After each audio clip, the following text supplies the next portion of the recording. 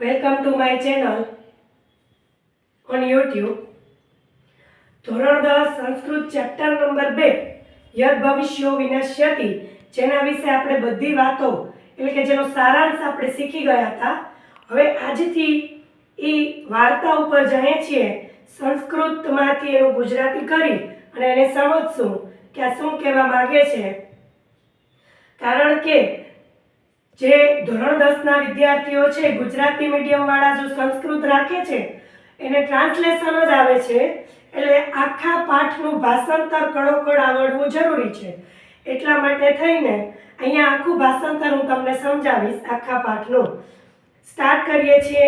પૂરા એકસ્મિન જલાશય અનાગત વિદિતા પ્રત્યુત્પન્નમતિ અને યદ ભવિષ્યતિ ત્રયો મત્સ્યા વસંતી સ્મ. ત્રયો મત્સ્યા વસંતી સ્મ. પૂર્વે, પૂરા એટલે કે પૂર્વે એટલે કે પહેલાના સમયમાં.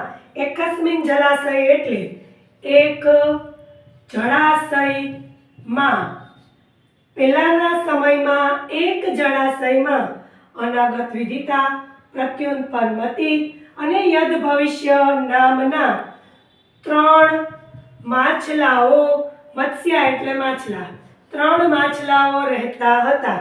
પહેલાના સમયમાં એક જળાશયમાં અનાગત વિદિતા પ્રત્યુત્પન્નમતિ યદ ભવિષ્ય એમ 3 માછલાઓ રહેતા હતા.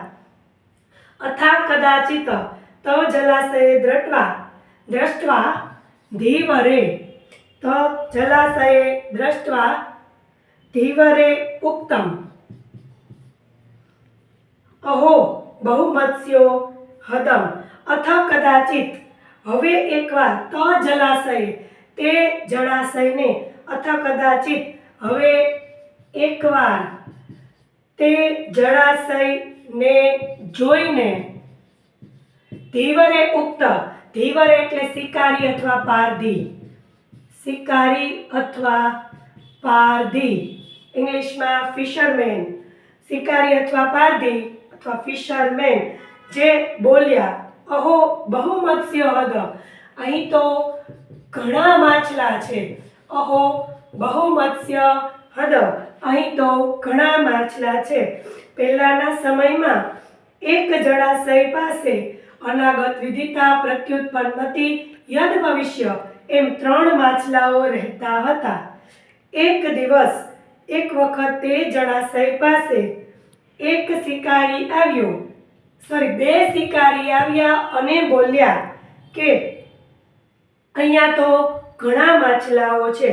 પછી કહે છે કદાચિત અપી ન અસ્માભી, કદાચિત અપી ન અસ્માભી, કદાચ આપણે એને ક્યારેય જોયા નથી, કદાચ આની પહેલા ક્યારેય જોયા નથી.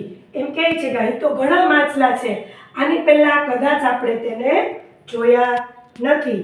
પછી કહે છે તદદ્ય આહારવૃત્તિ સજ્જાતા, તદદ્ય આહારવૃત્તિ સજ્જાતા, તો હવે આપણા ભોજનની વ્યવસ્થા થઈ ગઈ છે. આપણા ભોજનની વ્યવસ્થા થઈ ગઈ છે. આહારવૃત્તિ સજ્જતા એટલે કે આપણા ભોજનની વ્યવસ્થા થઈ ગઈ છે. સ્વ અત્રાગમ્ય મત્સ્ય કુર્મદયો વ્યાપદી યત્વા ઇતિ નિશ્ચિત.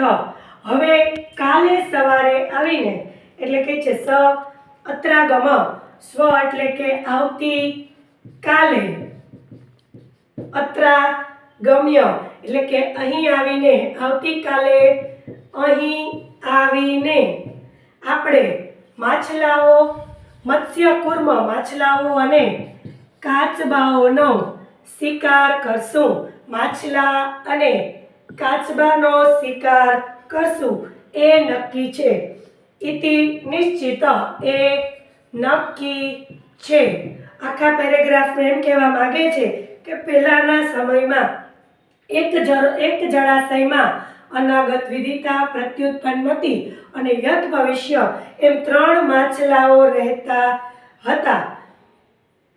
હવે એક વખત તે જળાશયને જોઈને 2 શિકારીઓ બોલ્યા અહો બહુ મત્સ્યાદમ. અહીં તો ઘણા માછલાઓ છે. કદાચિત આપણે આની પહેલાં એને જોયા નથી. તો હવે આપણા ભોજનની વ્યવસ્થા થઈ ગઈ છે. આવતીકાલે સવારે અહીં આવીને અહીં રહેલા માછલાઓ અને કાચબાઓનો શિકાર કરશું એ નક્કી છે. આમ પહેલા પેરેગ્રાફમાં 3 માછલાઓ છે, જળાશયમાં રહે છે, 2 શિકારી આવે છે અને વાર્તાલાપ કરે છે. અહીં સુધી આજના વિડીયોમાં રાખશું.